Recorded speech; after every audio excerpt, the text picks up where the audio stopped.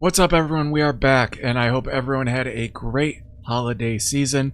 I came back from Christmas to realize that the juicing and magic finding in this game has gotten way out of control. And with that, I see a lot of videos out there that don't point out that 98% of people cannot do the magic finding trick solo very easily. Even with T7 or T7 cemetery maps, it's still harder than a normal T16 map if you get just a moderate amount of juice from the wildwood. So with this juicing strat being so popular, how do we take advantage of that? Let's check the price of Sextants.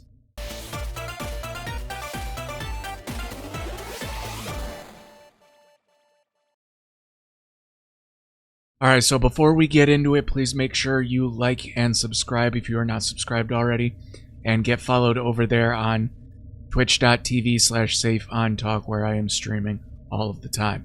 Alright, so I've been doing this juicing strategy for a couple days now. I haven't had a lot of time to play, not the crazy amount I usually get, simply because the holiday season and I was doing family stuff. But I know that even with a very high budget cast on crit build, and I'm relatively tanky. I'm not super tanky, but I'm tankier than probably the average build that plays this, simply because I have a mage blood. And it still pisses me off sometimes doing the strategy with the random one-shots and the dying, even the fact I'm using tier 7 cemetery maps. It is still very difficult, and it just makes me kind of annoyed that so many videos are coming out that don't put some sort of disclaimer on this, that playing this strategy solo and without a friend to be aura-botting you, which most players play single player. This is mostly a single player game. As much as people want to say it's a multiplayer game, the vast majority of people play this solo, and it is very hard. And I feel like people are sinking in all this money into tornado shot, dead eyes, and things like that, and realizing, holy crap, even with a headhunter, I need a insane 100+ div bow for it to feel good. And they're like, well, this was a huge waste of time. It's still too difficult. Don't even get me started on killing the damn spire too damn fast. It's like so aggravating, and it still ticks me off. So the first thing I did was I thought, well, what sextants or charged compasses am I using to run these maps? Well, the additional abyss, the Mirror of Delirium to Force Delirium, and the Beyond Sextant. So I thought, well, maybe I should just roll my own sextants, or at least roll the ones that I have found.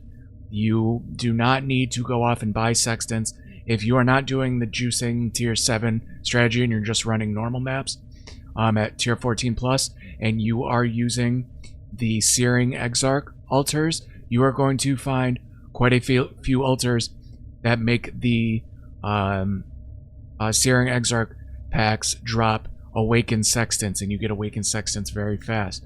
An even quicker way to get a ton of Sextants is to run Sanctum. I will be doing a Sanctum video hopefully this week, kind of an updated one that shows you how to run Sanctum and help anyone not only learn Sanctum, but beat any Sanctum every single time, just simply from relics, yada yada yada. So again, make sure you get subscribed if you are interested in that. Now, if we go to the POEwiki.net, we can see the weighting of these sextants when you roll them.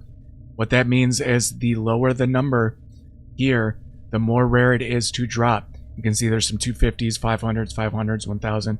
Basically, if it has 1000, it is a common roll. If it is a 500, it's slightly less common. If it has a 250, it's just uncommon. And the 150s and lowers, you can see some 125s here. Those are the rare ones, and the 50 ones are the rare ones too. 10, 250, 1000, you can see there's a lot of common ones. There's quite a few rare ones as well.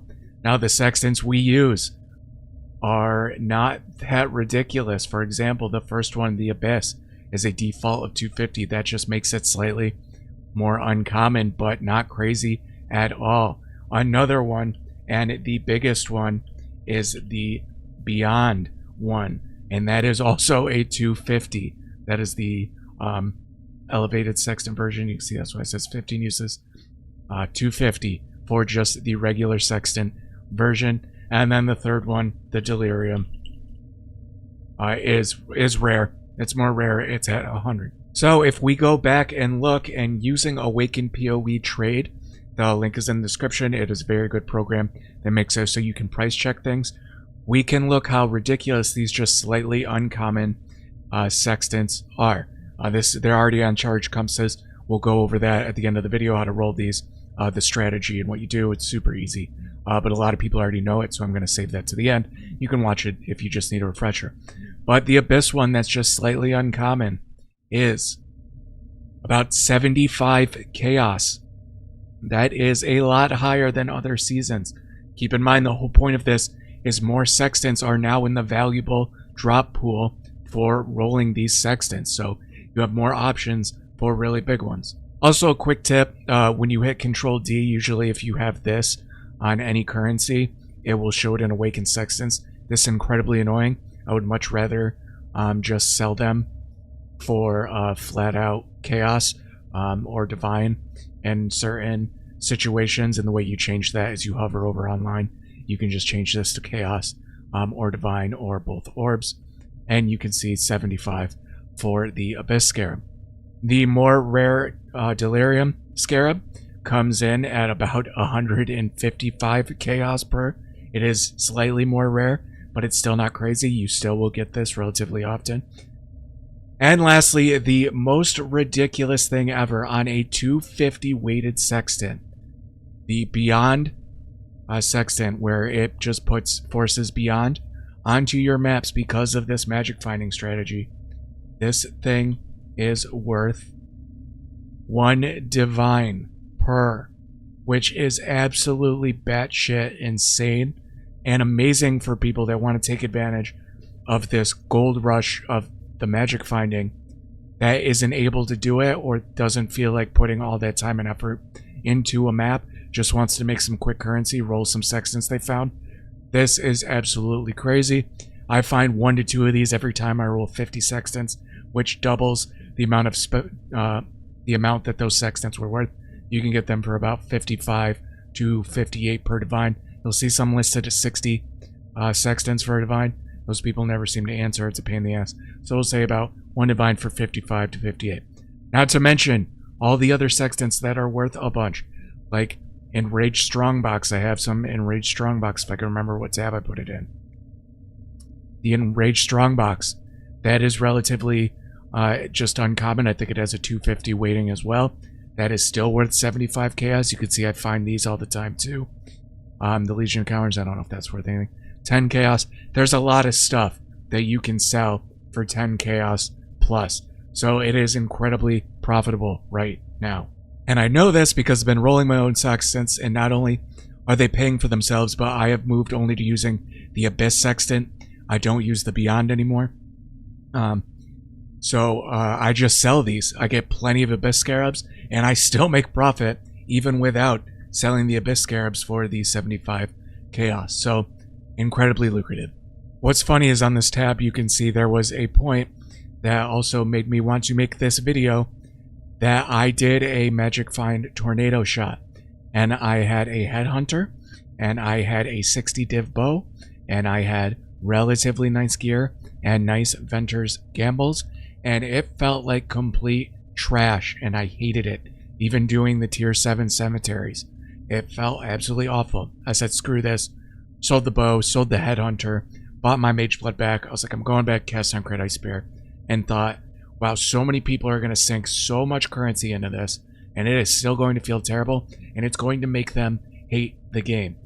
That Rax, I was watching his stream the other day, and he's like, this is the least fun I've had with Path of Exile so far, just because he was so sick of, you know, getting clocked in the face and one shot while running these maps. It's just, it's kind of a bait for newer players that I hate that some of the content creators, I'm not going to name any names, but there are definitely some videos out there that are just like, oh my god, it's amazing, it's the greatest strategy in the world. And they don't mention, like, by the way, if you do something like a tornado shot and you don't have an insane amount of currency, you either are not going to be able to do it or you're going to hate your life even trying this crap, so don't do it. But whatever. So what do you need for rolling these sextants? Well, it is very simple. You need 2 basic things. You need ideally 4 watchstones. You might be able to get away with having just 3 of them, but I highly recommend getting 4 of them. You get them by killing the certain bosses: the Eater of Worlds, the Searing Exarch, Uber Shaper, I believe, and the Maven. The Maven is the 4th one. If you have the invitation to any of these bosses, and you catch me online at twitch.tv/SafeOnTalk, I will gladly go in. As long as I'm not too busy, I will go in and kill them for you. I'm just not giving out free invitations because they are pricey, so I can help you kill it, but you just have to have the invitation, so hit me up there. Once you have these 4, the other thing you need is you want this node on the Atlas passive tree. That makes it so you have an additional use on your sextants. So when you roll them, they get 4 charges instead of 3. It is very helpful. If you are using elevated sextants, which the Maven drops, that give you a ton more uses. You will get 16 uses instead of the normal 15. Once you do this, you are going to want to go to Commander Kirik, buy yourself some of these Surveyor's Compasses. These are the things you use to take the imprinted sextant and put it into the compass, making it a charged compass that just keeps whatever the sextant mod was that rolled on it. And we're going to want to have certain things on 3 of these watchstones, because if you have a certain one already on a watchstone, it cannot roll on the 4th one. Now I already have these saved on my compasses because I roll these relatively often now. You want 2 that do some sort of the 12% increased damage, whether it's physical, cold, fire, chaos, etc. So once you go through and roll these, you know, put a sextant here, put one here, here, keep doing that until you have 3 that have 2 damage modifiers and also a resonating or one of the shrine modifiers, because I believe the shrine one blocks 2 crappy, very common sextant rolls. So now I have my 2 damage types on 2 of them, and my resonating shrine as my 3rd one, leaving one open. That has 0 chance of rolling 2 of these shrine sextants, and also 2 of the very common damage ones. So I can go over, I can get my sextants, and I can just start rolling them on here on the 4th one. And you can do this until you find one that you want. Now, if you aren't sure if there's one, use Awaken POE Trade.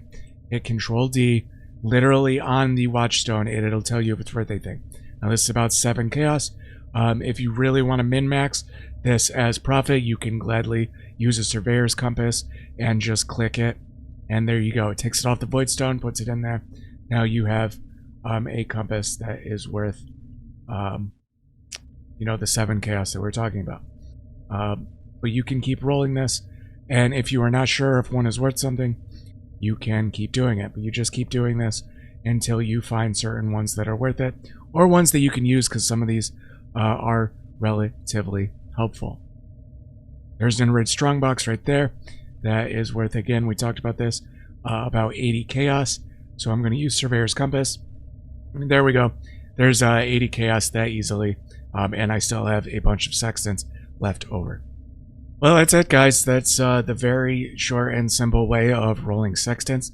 And again, a lot of people think, oh, rolling sextants, so you just sit in your base and you're buying all these sextants. You don't have to buy them. Just use the ones that you farm. Just roll them. Do not sell them. If you are not doing the juicing strategy at all, you should still be rolling them. If you're doing Sanctum, you sure as hell should be rolling them with all the sextants that you are getting, because rolling sextants is insanely profitable right now, because it added some compasses that were not worth that much into the drop pool, making them incredibly valuable now. So just roll them, go make a bunch of currency. Maybe you'll use that extra currency you make into actually being able to do the strategy, because you'll have enough money to do it. But that's it, guys. Make sure you like, comment, and subscribe. Comment if you've tried this strategy, the Magic Find strategy, or just if you rolled sextants. You can talk about how much you hate rolling sextants, because to be honest, I did it one league. and I didn't mind it at all. That I tried Nullly, absolutely despised it. Was like, this is dumb. I just want to go play the game. Then the season after that, I did it a little bit, and I was like, yeah, you know what, this isn't so bad. But you know what makes it a lot easier? When there are more Sextants that are worth more. That eases the pain of not technically playing the game and just rolling Sextants when you're raking in buku dollars. But go get followed over there on twitch.tv/SafeOnTalk. We're building a really nice community. There's a lot of good people. I answer any questions I can. And if I can't answer it, usually someone there will. So until the next time, guys, thank you, and we'll talk to you later.